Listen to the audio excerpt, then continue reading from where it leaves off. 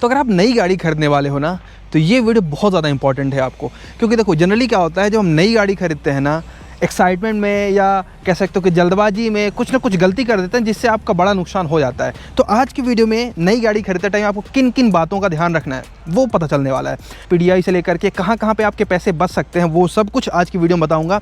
अब देखो ये मैं क्यों बता पा रहा हूँ, क्योंकि देखो मैंने अपनी लाइफ में अभी तक पर्सनली 4 गाड़ियों की डिलीवरी ली है। जैसे मैंने अभी टाटा कर्व की डिलीवरी ली है, आप सभी को पता होगा, 4 महीने पहले। उसके पहले मेरे पास होंडा अमेज थी, मैंने एक मारुति की भी गाड़ी की डिलीवरी ली है, वैगन आर, है ना। मैंने बहुत सारे फ्रेंड्स के साथ भी मतलब उनको भी डिलीवरी दिलाई है। तो कुल मिला के मेरे पास अच्छा खासा एक्सपीरियंस है, जिसकी वजह से मैं आपको बता पाऊंगा कि भैया नई गाड़ी लेते टाइम किन किन बातों का ध्यान रखना है।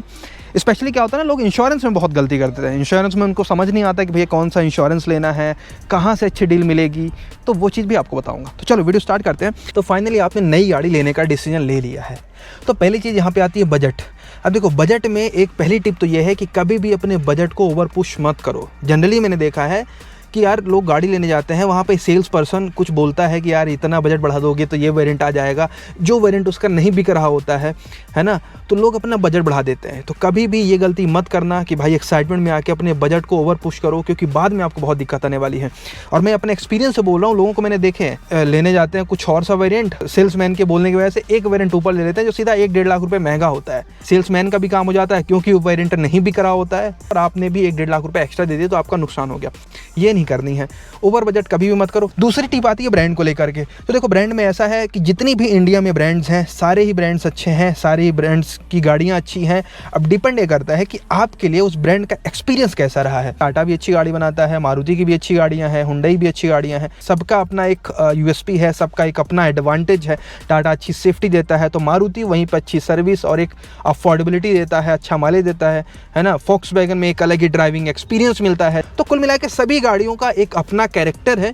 तो मैं बिल्कुल नहीं बोलूँगा कि आपको पर्टिकुलर एक ब्रांड की गाड़ी लेनी चाहिए। जैसे मैंने टाटा की गाड़ी ली, तो मैं बिल्कुल आपको नहीं बोलूँगा कि भैया आप टाटा की ही गाड़ी ले लो। मारुति आपके लिए सूट कर रही है, आप बिल्कुल ऐसी गाड़ी देख रहे हो कि अच्छा माइलेज निकाल के दे, पीस ऑफ माइंड हो, है ना, और बहुत ही ज़्यादा रिलायबल हो, अच्छे से रीसेल हो जाए, अच्छी वैल्यू मिल जाए, तो डेफिनेटली आप मारुति की तरफ जा सकते हो। लेकिन हाँ, कभी भी दूसरे को देख के ब्रांड मत सेलेक्ट करना। मतलब आपके दोस्त ने अगर वोक्सवैगन की कोई गाड़ी ले ली है, तो आप उसको देख के वोक्सवैगन मत लेना, अपनी नीड को समझना। क्योंकि वोक्सवैगन की गाड़ी में किसी गाड़ी में पार्ट्स महंगे होते हैं, है ना। तो वो सारी चीज़ें आप खुद कैलकुलेशन कर लो। ये अगर बताने बैठ जाऊंगा तो बहुत बड़ी वीडियो जाएगी। तो फाइनली आपने बजट डिसाइड कर लिया, ब्रांड डिसाइड कर लिया, अब होती है पिक्चर स्टार्ट। यहाँ से ये वीडियो आपके लिए इंपॉर्टेंट होने वाला है। पहली चीज़ होती है कि बार्गेन कैसे करें। तो देखो बार्गेन करने का सबसे बेहतर तरीका ये है कि आप मान लो फॉर एग्जांपल यहाँ पे मैं रख रहा हूँ टाटा की गाड़ी। टाटा की कोई गाड़ी आपने सेलेक्ट कर ली कि ये खरीदना है, तो पहली चीज़ तो ध्यान आपको रखना है कि मल्टीपल शोरूम्स में जाओ।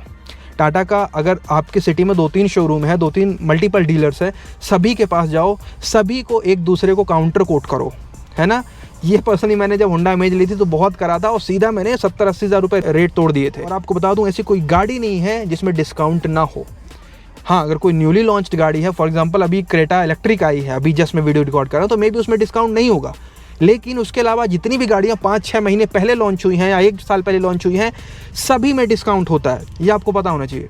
अगर कोई बंदा या कोई सर्विस सेंटर या कोई सेल्स एग्जीक्यूटिव आपको बोल रहा है कि भैया इसमें डिस्काउंट नहीं है, ये बहुत बिकती है, नहीं, सब में डिस्काउंट होता है। अलग अलग टाइप के डिस्काउंट होते हैं। किसी में कॉर्पोरेट डिस्काउंट है, किसी में एक्सचेंज बोनस है, किसी में तो सीधा कैश डिस्काउंट मिलता है। अभी टाटा कर्व जिसमें मैं बैठा हूँ, अभी इसमें रिसेंट में डिस्काउंट आया है कि एक्सचेंज बोनस है, स्क्रैप बोनस है, तो ऐसे करके डिस्काउंट है। क्रेटा में जब मैं क्रेटा बुक कराने गया था, पहले मैंने क्रेटा बुक करी थी, तो उसमें सीधा मुझे 50,000 रुपये का कैश डिस्काउंट मिला था।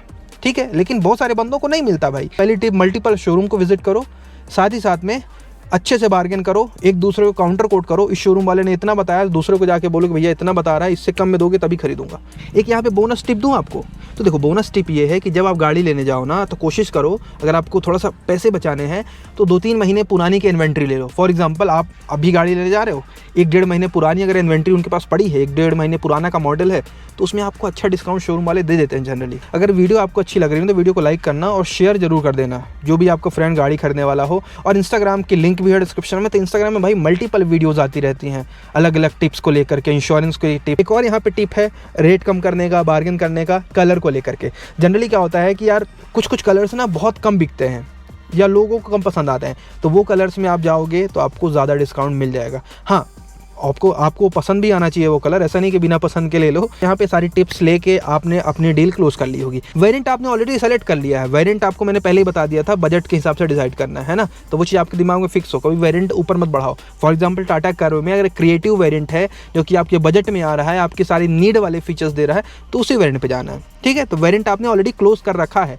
अब क्या करना है, तो यहाँ पे आपको सबसे पहली चीज़ करनी है PDI। मान लो आपकी गाड़ी अलॉट हो चुकी है, PDI पे जाओ, गाड़ी के अच्छे से PDI करो। यहाँ पे लोग बहुत बड़ी गलती करते हैं। मैंने बहुत सारे लोगों को देखा है कि गाड़ी लेके आते हैं, 1-2 दिन बाद उसकी स्क्रीन ख़राब हो जाती है, या गाड़ी लेके ही आते हैं और ध्यान नहीं देते, उनका कोई ना कोई फीचर एक वर्क नहीं कर रहा होता है। ये क्यों ऐसा होता है? क्योंकि वो उन्होंने अच्छे से PDI नहीं करी है। PDI अच्छे से करो। PDI का मतलब होता है प्री डिलीवरी इंस्पेक्शन। डिलीवरी लेने से पहले गाड़ी को अच्छे से चेक करो। क्या क्या चेक करना है? सारे डेंट स्क्रैचेस चेक करो, अंदर का सारा कुछ चेक करो, पैनल गैप्स चेक करो, है ना, फीचर सारे चेक करो, वर्क कर रहे हैं कि नहीं कर रहे हैं, हेडलाइट वर्क कर रही है कि नहीं, सनरूफ वर्क कर रहा है कि नहीं, सनरूफ की मोटर वर्क कर रही है कि नहीं, है ना, वायरलेस चार्जर, है ना, 360 डिग्री कैमरा, रियर कैमरा, मतलब जितने भी फीचर्स हैं वो सारे काम कर रहे हैं कि नहीं, ये आपको चेक करना है। इंजन स्टार्ट करके चेक कर लो। कोशिश करो कि भाई शोरूम वालों से बोलो कि यार आपकी जो गाड़ी अलॉट हुई है उसकी थोड़ी सी टेस्ट ड्राइव दे दें। जनरली देते नहीं है, बट अगर आपके कनेक्शंस अच्छे हैं, आपने उनसे अच्छे से व्यवहार बना लिया है, तो आपको 1-2 किलोमीटर 3 किलोमीटर की वो ड्राइव दे भी देंगे। तो ये सारा कुछ कर लो, स्पीकर्स चेक कर लो। तो ये सारा PDI करने के बाद अब गाड़ी आपकी तैयार है डिलीवरी लेने के लिए। अब डिलीवरी के लिए आप जाते हो तो पहला चीज़ ध्यान ये रखना है कि डिलीवरी के लिए एटलीस्ट 2 घंटे का आपको समय देना है। 2 घंटे आपको लेके चलना है। ये नहीं कि भैया आप हड़बड़ा के गए, अभी गाड़ी लेने जाना है, आप गए भैया 10 मिनट मुझे डिलीवरी दे दो, ऐसा करोगे नुकसान हो सकता है। डिलीवरी लेने के 2 घंटे का समय रखो। 2 घंटे गाड़ी आपके सामने खड़ी रहे, आप उसको बारीकी से देखो, आपके फैमिली मेंबर्स हो सबको बोलो, गाड़ी में बैठ के सब अच्छे से चेक कर लो। थोड़ा सा उनको एक कॉन्फिडेंस आ जाएगा, आपको भी कॉन्फिडेंस आ जाएगा। अब ये सब होने के बाद स्टार्ट होता है पेपर वर्क का काम, फाइनेंस का काम, है ना, और RTO का काम, ये सारा कुछ, इंश्योरेंस का काम। अब पहले इंश्योरेंस की बात कर लेते हैं। इंश्योरेंस में अगर आप शोरूम में इंश्योरेंस लेते हो बिना किसी बार्गेन के, तो आप ये समझो मोटा मोटा 10 से 15 हज़ार रुपये एक्स्ट्रा पे करते हो। आपको पता नहीं होता, आप एक्साइटमेंट में रहते हो, आपको लगता है कि यार सही रेट में मिल रहा है, बट ऐसा होता नहीं है। एग्जाम्पल्स मैं आपको बता देता हूँ। यही टाटा कर्व जो अकॉम्प्लिश्ड वेरिएंट है, मुझे इसका इंश्योरेंस पड़ा है 28 हज़ार रुपये में। लेकिन एक और बंदे ने, मेरे पहचान वाले ने क्या, ऐसे मेरे सब्सक्राइबर थे जिन्होंने मुझे इंस्टाग्राम पे बताया कि ऐसी उनकी कहानी है। उन्होंने सेम गाड़ी ली, अकॉम्प्लिश्ड वेरिएंट, सेम कलर, सब कुछ सेम, लेकिन उनको इंश्योरेंस कॉस्ट करा है 40,000 का, मतलब सीधा 12,000 रुपये उन्होंने एक्स्ट्रा पे करा है मेरे इंश्योरेंस कंपैरिजन में। फिर मैंने उनकी पॉलिसी मंगवा के मैं ये देखता हूँ कि उसमें बल्कि 1-2 एडॉन्स कम ही रहते हैं। मेरे में ज़्यादा एडॉन्स भी हैं, मैंने प्रीमियम भी कम दिया है। तो ये कैसे हुआ ये आपको पता होना चाहिए। देखो क्या होता है कि जब आप इंश्योरेंस कराते हो ना, तो पहली चीज़ आप ध्यान ये रखो कि जब आप नई गाड़ी लेते हो तो आप शोरूम से ही इंश्योरेंस नहीं करा सकते, आप बाहर भी करा सकते हो। तो अगर आपका कोई फ्रेंड बाहर इंश्योरेंस करता है या कोई इंश्योरेंस एजेंट से आपकी पहचान है, आपने पहले पुरानी गाड़ी का इंश्योरेंस करा के रखा है, तो उससे बात करो। आप उसको अपनी गाड़ी का कोटेशन या जो भी मांगता है वो डॉक्यूमेंट भेजो, वो आपको इंश्योरेंस कोट करके देगा। तो जनरली आप देखोगे कि जितना शोरूम वाले इंश्योरेंस का प्रीमियम बताएंगे ना, उससे 8-10 हज़ार रुपये सीधा वो कम बताने वाला है। ये आपको पता होना चाहिए। मान लो अगर शोरूम वाले ने आपकी गाड़ी का इंश्योरेंस 40,000 बताया, तो वो 30,000 बताएगा। आपको पता नहीं तो आप बिल्कुल एक बार ट्राई कर लेना। फिर आप क्या करो, फिर आप ये 30,000 वाला कोटेशन शोरूम को बोलो कि भैया इतना मुझे बाहर से इंश्योरेंस हो रहा है, अगर आप अपने यहाँ से भी इतने में करा दो तो मैं आपसे ले लूँगा, नहीं तो बाहर से ले लूँगा। फिर आपके ऊपर है, अगर शोरूम वाले दे देते हैं उतने में तो आप वहाँ से करा लो, थोड़ा सा कन्वीनियंट हो जाएगा, नहीं तो आप बाहर से करा लो। तो ऐसे करके इंश्योरेंस में ईजिली आप ये समझो कि 20-25% आप पैसे बचा सकते हो। फिर इसमें एक टिप ये भी है कि नो क्लेम बोनस भी ध्यान रखो। फॉर एग्जांपल आपने पहले गाड़ी ली है, आपने उसमें कभी क्लेम नहीं करा है, नई गाड़ी में वो आपका जो NCB है वो चढ़ जाएगा, तो कुछ 15-20% का आपको एक्स्ट्रा डिस्काउंट मिल जाएगा, नेट जो इंश्योरेंस का अमाउंट बचता है उसमें। एसेसरीज़ की बात आती है, तो एसेसरीज़ में मेरी सीधी टिप ये रहेगी कि देखो कोशिश करो कि आप मैक्सिमम एसेसरीज़ बाहर से लगवाओ, और ऐसी कोई एसेसरीज़ अपनी गाड़ी में मत लगवाओ जिससे वायरिंग में दिक्कत हो रही है, वायरिंग को कट करना पड़ रहा है। ये तो आप सभी को पता होगा, आई होप, अगर गाड़ी लेने का आपने प्लान करा है। शोरूम से आपको क्या लगवाना चाहिए? देखो शोरूम से मुझे ऐसा लगता है कि ऐसे कोई एसेसरी जो कि आप लगवाना ही चाह रहे हो, जिसमें क्या है कि वायरिंग का काम है ना, तो आप वो शोरूम से ले सकते हो। वो थोड़ा सा आपके लिए ज़्यादा इजी रहेगा और आपको पीस ऑफ माइंड रहेगा कि आपकी वारंटी लैप्स नहीं हो रही है। मुद्दा ये है कि एसेसरीज़ में आपको थोड़ा सा पैसे का ध्यान रखना है, जल्दबाजी में एक्स्ट्रा पैसे नहीं देने हैं। मैंने देखा है लोगों को, लोग 10 लाख की गाड़ी लेते हैं, उसमें 1 लाख की एसेसरीज़ लगवा लेते हैं शोरूम से ही, है ना, और जब वो पता चलता है कि भैया बाहर कितने मिल रही है तो बाहर 30,000 मिल रही है। तो ऐसी गलती या ऐसे लूप होल्स में आपको नहीं पड़ना है। अब आता है आरटीओ का।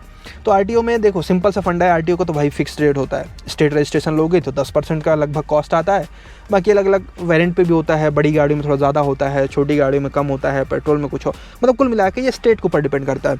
अब यहाँ पे एक टिप ये है कि अगर आप BH रजिस्ट्रेशन के लिए एलिजिबल हो तो कोशिश करो BH रजिस्ट्रेशन ले लो, जिसमें आपको इनिशियल अपफ्रंट कॉस्ट कम देना पड़ेगा। सीधा सीधा आप ये समझो आपके 1-8 लाख रुपए बच सकते हैं अपफ्रंट, अगर आपकी गाड़ी 15 लाख रुपए के आसपास की है तो 1-1.5 लाख रुपए।